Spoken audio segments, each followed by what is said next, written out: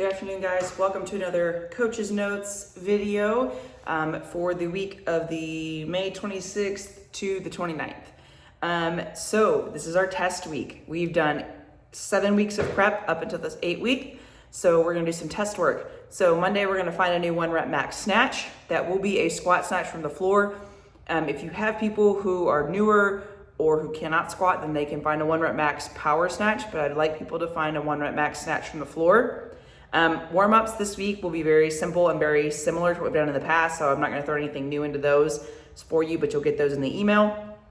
For the snatch, we're going to give them about 15 minutes after we warm up. So we're going to warm them up with a sweaty cardio kind of piece, and then do Bergner, watch them with their form, help them with technique when it's PVC pipe and bar, and then give them 15 minutes from there to find a 1 rep max snatch.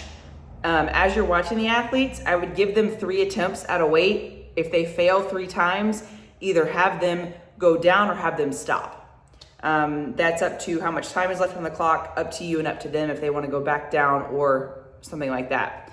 But give everybody 3 attempts. We don't want them taking 15 or 20 attempts at one weight because that ingrains bad movement patterns. So we want to give 3 attempts. If we don't make it, go down or just stop lifting. And the workout, we're going to do baseline. So we're testing baseline again, see if we've gotten any faster. So those will be the 2 things for that day. They might not feel sore. They might not feel like totally worn out after these workouts. But with testing a 1 rep max snatch on Monday and our 1 rep max back squat on Thursday, that's a lot of brain power that's used, and that's a lot of CNS stimulation. So we're going to try to keep things a little bit more simple this week. And not like as super crazy and like, oh my God, I'm freaking sore and I can't really do the next day. Because we want them to hit a really good 1 rep max and a really good 1 rep back squat. And so we're gonna kind of keep things more simple in the middle of those and for the rest of the week, so we get good work. And then just as prep for Murph on Monday, because that will leave people sore. And that will be the big, like, oh my God, this workout is like killing me. And so we've got essentially 3 workouts within a week's period that are gonna be a lot of effort for people. And a lot of CNS involvement, like brain power, movement power, motor power, even if it's not like, oh my God, my heart rate was 190 and I feel like dead after that workout. So that's Monday, new 1 rep max snatch and baseline. We've done those before. We've done baseline before. So everybody should have put in a score last time. They'll put in a score this time, put in a new 1 rep max snatch, and then we'll roll on to the next cycle next week. Tuesday is going to be a bro sesh, so we're going to lift on Tuesday. We are going to do 5x5. We're doing a superset, so we're doing 4 movements for 5 rounds. We're going to do 5 reps of a bench press, working up to a heavy. We haven't done bench press in class yet, so this is just kind of like a fun, kind of do some extra stuff, do a little bro sesh day. We're going to do leaning delt raises. You're going to do 10 reps each side, and so what a leaning delt raise looks like is they will grab a dumbbell. They will grab the upright of the rig, feet close to the rig, arms away, and lean and raise. I believe we've done these before as an accessory movement. So they can pick whatever weight they would like. Essentially, they are just holding on and leaning away and then raising. It takes a lot of the momentum and the other muscles out of the equation, so all you have to move is your delts. Then we're going to do 5x10 bent over rows, dumbbells, kettlebells, barbell, whatever they would like to use. Just make sure we get that nice flat back close to the ground, and we're pulling more to the waist, not to the chest, waist, and elbows back and high, which that will give us good prep for Murph. And then tricep push downs, so that will be with a band, elbows locked to the side, just pressing with my hands. So that's all I'm doing. That can be 2 bands, 1 in each hand. That could be 1 band in the middle.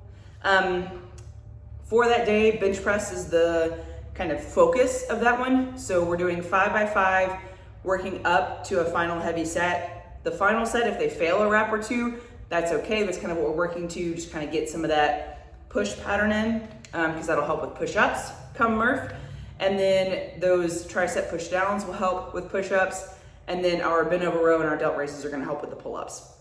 So we're kind of working on a little bit of hypertrophy, a little bit of muscle building, and not as much like Metcon sweat fest.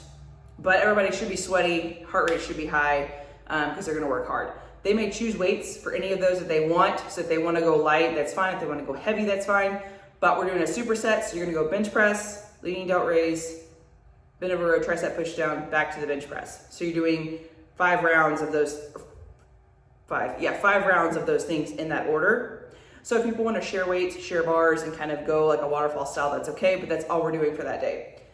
Wednesday, we're going to row. So it's going to be a 100-calorie row, but every 2 minutes, including the first minute, so at 0, you're going to do 5 pull-ups and 5 push-ups. So I don't know how long this will take. I have absolutely no clue. For some people, doing 5 pull-ups and 5 push-ups might take a whole minute, so they would only get a minute to row, which means they might get 8 to 10 calories based on how fast they're rowing. So in that example, it might take them 20 minutes.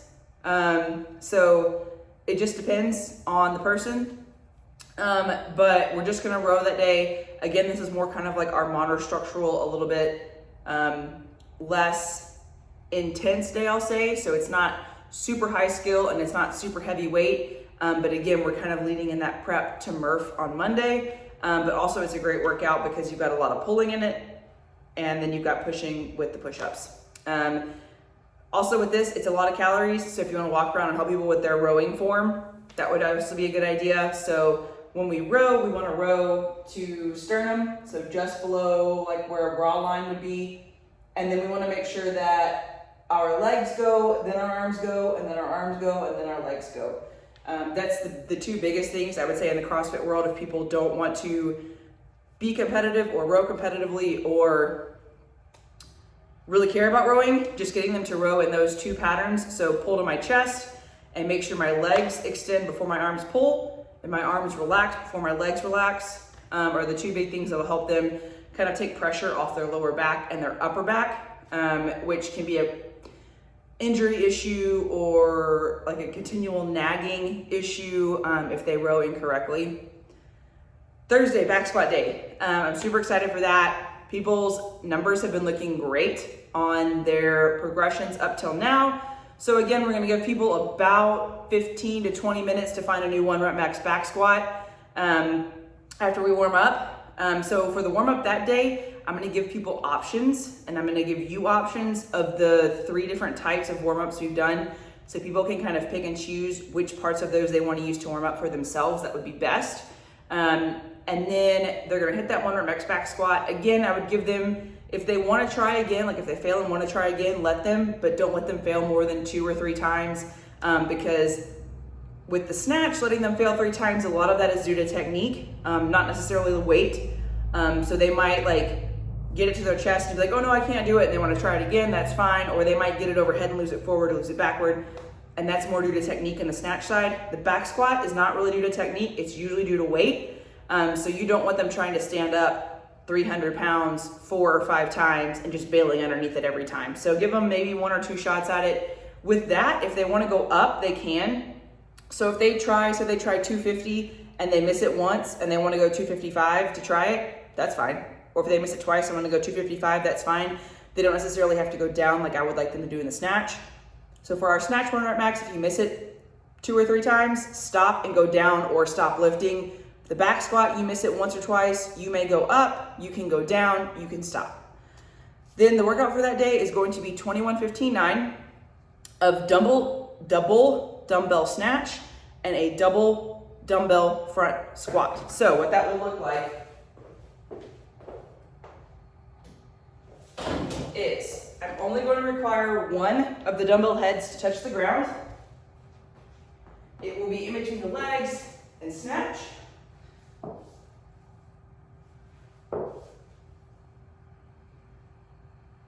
So that's what we're looking at for that. And then the front squat, they can rest them on their shoulders holding one end. They can rest them on their shoulders with their arms up. They can rest them standing up on their traps, however they would like, and then just squat it.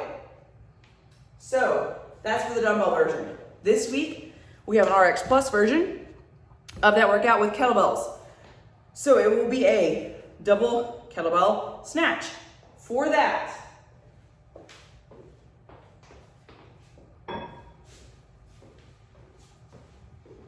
I'm only going to require, actually, I am going to require they return the kettlebells to the ground each time, which will be a little weird for some people if they want to do this version for RX Plus. But essentially with the kettlebells, it will be a double kettlebell swing in the back. So I'm looking here, I don't want to hit that light, and then I snatch them up, right? Once they're here, normal kettlebell double snatch would be coming back down and just snatching them again. However, for this workout, when they bring them down, you must return them to the ground and then snatch again. And then they'll front squat with those. Again, they can front squat, front rack on their shoulders, just not hanging behind them. Dumbbells and kettlebells may not hang behind you. Sorry, my laptop. Locked. All right. Scales for that one would just be lower weight, or if people wanted to scale and do one dumbbell, so they would still do 21, 15, 9, just alternating arms, or 10 on this arm, 11 on this arm. Just instead of double, they're gonna do single, but they don't have to double the reps, and then goblet squat. Or if they wanted to hold it on one shoulder and squat, that's fine, it'd just be a little awkward. Friday, I'm really excited about this workout. It's a partner WOD. There are 3 parts to it. Part 1, or task 1, is gonna be 300 wall balls as a pair. However, whoever's doing the wall balls does wall balls, but they may not start until their partner does 3 deadlifts and is holding the deadlift at the top. So if I'm partner 1 and I'm at the wall with my wall balls, I can't start doing wall balls until my partner does 1, 2, 3 deadlift and holds here. Then you complete 300 wall balls as you wish, but every time you switch, you must do 3 deadlifts and then hold it at the top. And once you drop it, person has to stop doing wall balls. So what that'll look like is, say you do sets of 10 reps, partner on the deadlift bar does 3 deadlifts, holds at the top, partner does 10 wall balls, person from the wall balls comes to the deadlift bar, they do 3 deadlifts, hold at the top, second person goes over there to the wall balls and does 10 wall balls. That's task 1. Task 2 is 200 box jumps. So partner 1 will do the box jumps, partner 2 must do 2 power cleans, and after the second one, hold it in the front rack while the other person is doing box jumps. So same idea as the wall balls and the deadlift is the box jumps and the front rack. So one person can't box jump until the other person has done 2 power cleans, and after that second one has it in the front rack. Then task 3 is gonna be 100 shouldered overheads with the bar. You may not do shouldered overheads until the other person is in handstand hold. Against the wall, if they want to try freestanding, that's fine, but against the wall is okay.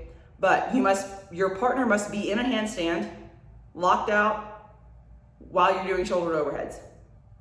So if I was coaching this workout, I would tell them to early break sets up, because you're doing a lot of work the whole time.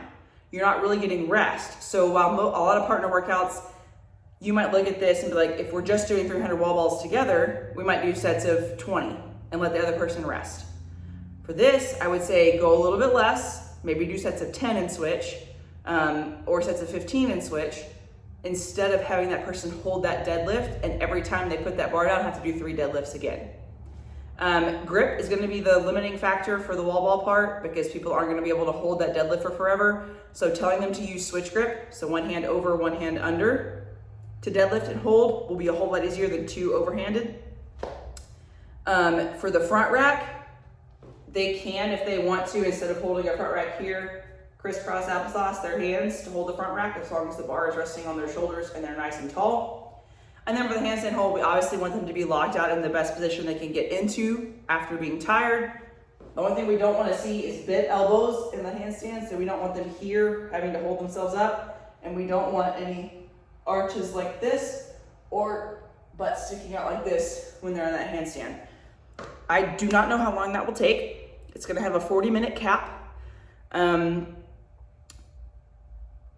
The weights for the deadlift, the power clean, and the shoulder overhead can be changed. If you need to go lighter, And obviously in the middle of the workout, if they want to shed weight, they can. There is no rest in between any of these. So when they load their barbells for the deadlift, they need to essentially get them to load the barbells for the shoulder to overhead, and then add weight to what that would be to the power clean they want to use, and then add weight on top of that to make the deadlift, so they don't have to switch plates, they can just strip plates off. And then I believe there's no class this next Saturday, so there's nothing for that day. If we do hold a class, then we just need to come up with something that does not have squatting, pull-ups, pulling, or push-ups and pushing, or running, or just something that's a little bit more like goofy and fun, maybe like deck of cards, or like rolling a dice and have them do like however many times 10 jumping jacks or something silly that's just a little bit more fun. Maybe we'll do ab work on Saturday if there is a class, but I think there's not one. So again, warm-ups will be fairly simple this week. Workouts will be in Wodify with notes with scaling options on stimulus. This week, we're really focused on that snatch and that back squat and leading into Murph on Monday. So I'm excited, guys. It's gonna be a good week.